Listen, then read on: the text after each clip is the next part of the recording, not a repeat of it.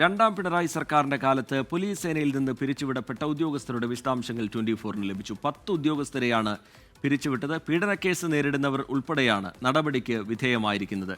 24-ന് ലഭിച്ച വിവരാവകാശ രേഖയിലാണ് ഈ വിശദാംശങ്ങൾ ഉള്ളത്. അമൽ സുരേന്ദ്രൻ വിവരങ്ങളുമായി ചേരുന്നുണ്ട് കൊച്ചിയിൽ നിന്ന്. സംസ്ഥാന വ്യാപകമായിട്ട് കേരള പോലീസിനെതിരെ വ്യാപകമായിട്ടുള്ള പോലീസ് മർദ്ദനത്തിനെതിരായിട്ടുള്ള വാർത്തകൾ വന്നുകൊണ്ടിരിക്കുകയാണ് കഴിഞ്ഞ കുറച്ച് ദിവസങ്ങളായിട്ട്. അതിനിടയിലാണ് ഈ ഒരു വിവരാവകാശ രേഖ പുറത്തു വന്നിരിക്കുന്നത്. ഇത് പ്രകാരം സേനയിലെ 10 ഉദ്യോഗസ്ഥരെ, ഇൻസ്പെക്ടർമാരും സിവിൽ പോലീസ് ഉദ്യോഗസ്ഥരും അടക്കം 10 പേരെ സേനയിൽ നിന്ന് പിരിച്ചുവിട്ടതുമായി ബന്ധപ്പെട്ട് ഇറങ്ങിയ ഉത്തരവിനെ കുറിച്ചാണ് ഈ ഒരു രേഖ, ഇപ്പോൾ വിവരാവകാശ രേഖ പുറത്തു വന്നിരിക്കുന്നത്.